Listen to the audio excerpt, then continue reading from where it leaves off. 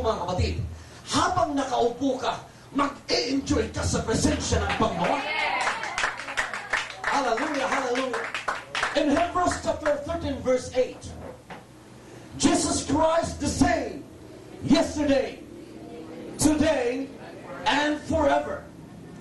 Meron akong napapansin. Sabi ko, mali itong pagkasulat sa Biblia.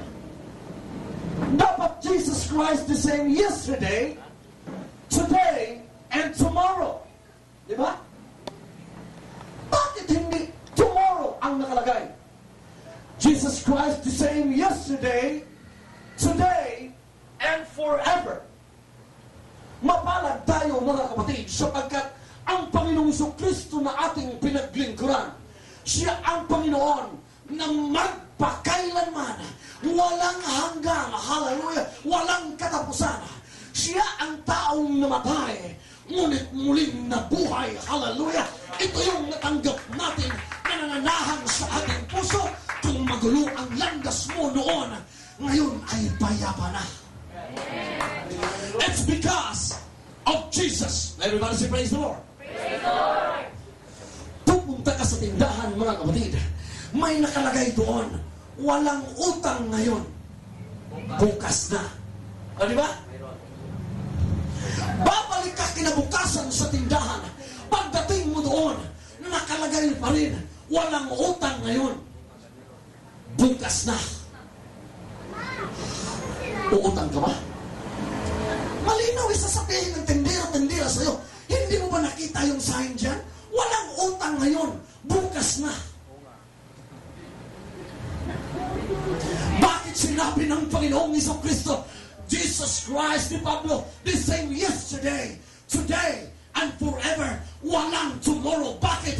Posible na ang bukas ay hindi na darating. Kaya magdesisyon ka sa buhay mo. Paglingkuran mo ang Diyos ngayon o bukas na. May mga taong gustong maglingkod sa Diyos.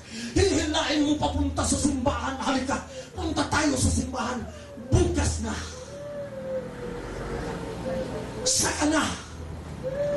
I will tell you, ang bukas ay hindi totoo. Tinatawag lang yan mga kapatid. Of course, sapagkat ngayon, bukas, pero ang buong katotohanan, ang bukas ay ngayon.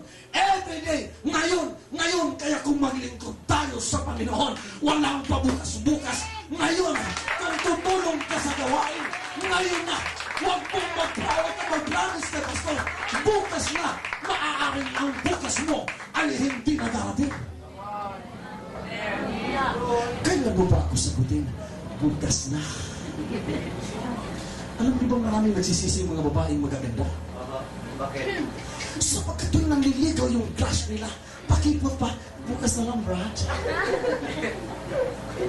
Nakita niyo mag-advertise sa TV, may mga amliliit anghel, lumilipad mga kapatid. Bayan mo na! Mga ganong mga advertisement. Bukas na, Brad. Maya-maya lang mga kapatid, si brother marupok. Kahit aling lumimot, nakakita ng maganda doon sa kabila, nanligaw doon, sinagot, si sister, ay, sayang. Everybody say praise the Lord. Alam niyo ang English ng sayang? Nakita niyo ba yung mga kano pag nanghihinayang sila? Ang English ng sayang ay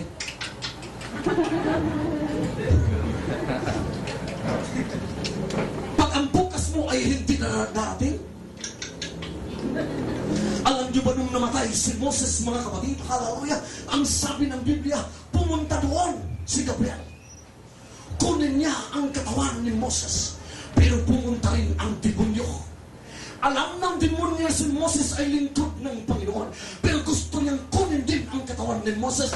I will tell you how much more sa mga taong hindi naglingkod sa Panginoon. Kung meron ng demonyo mga kapatid na pumunta sa katawan ni Moses, ano pa kaya ang mga taong hindi nakakilala sa Diyos? Saan sila pupunta? Sigurado mga kapatid, pupunta sila sa tinatawag na apoy mga kapatid, tagat-tagat ang apoy. Masalubong mo ang lasing ko sa daan? Tanungin mo yan? Anong gusto mo? Langit, impyerno? Kahit lasing na yan, sasagutin ka, langit! sa panlangit. Amen? Merong awit sa Bisaya, luyo ni anang buntod, Adonai himaya. Naintindihan niyo? Malalim na Chinese yun. Hallelujah. Sa kabila ng bundok na yan, ay merong kaligayahan, merong glory doon, mga kapatid. Sa paglilingkod sa Panginoon, hindi puro tawanan, hindi puro kasiyahan, mga kapatid. Hallelujah. Sa pagsunod natin sa Diyos, minsan dadanas ka ng tinatawag na pagsubok. Dahil ang diablo, mga kapatid, 24 hours. Hala, titingnan ka ng diablo, oh, ito si brother, naghihirap siya ngayon. Tatapunan ka niya ng problema dito sa balikat, kalakpak. Tatapunan ka, financial crisis, pasaway yung asawa, pasaway yung mga anak, hala. Tapos naglalakbay ka sa Panginoon, mga kapatid. Spiritually speaking, hala, naging baluktot na ang buhay mo pa. Lord, napakahirap na Panginoon. Mayroong pa demonyo sa iyong harapan. Ano? Mag-praise the Lord, hallelujah ka pa? Problema dito, liliko ka sa kaliwa. Problema na naman. Problema dahil ang diablo, walang dinudulot na kaligayahan. Ang pinakamalas natin, siyam na planeta, dito pa inihagis ang demonyo na yan. Mercury, Mars, Jupiter, ano ba yung mga planeta na yan? Siyam. Pero ang kagandahan dito, ito dito mo makikita kung gaano ka galing. Sa basketball, pag wala kang kalaban, kung puro kayo kakampi, ano kaya itsura natin? Sabihin pa, basta laro tayo ng basketball. O sige, taglima tayo. Pero kakampi tayo lahat, ha? Walang challenge. Di ba? Alam nga, makakampi kayo lahat pagkatapos ng laro ninyo. Sige, basta hatiin na natin yung score natin. Pero pag may kalaban, diyan mo makikita kung gaano ka kagaling. Oops! Magti-dribble ka, may 3 points, doon mo makikita pag merong kalaban. Kaya sa panahon na may pagsubok ka, doon mo makikita ang magaling na Kristiyano na kahit nasa balik ng karamdaman, babangon yan, mga kapatid. Hallelujah! At habang inaapoy ng kaaway, sa katagalan yan, lalaban na yan.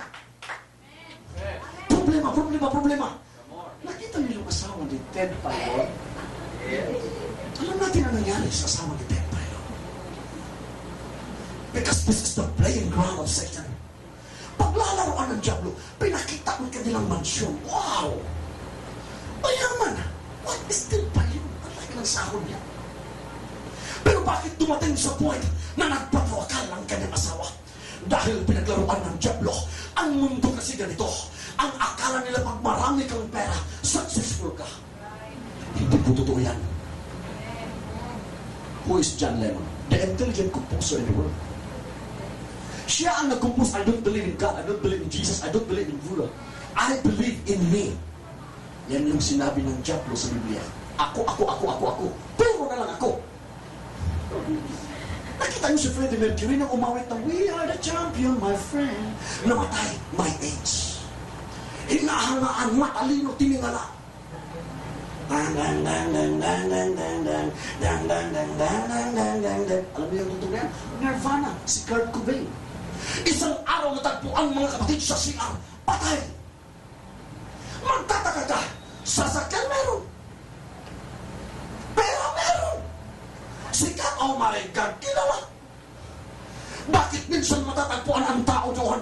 Dahil paglalaruan ng diablo ang kanilang utak. Oy, problemado ka, magpakamatay ka na lang. Wala ka ng silbi.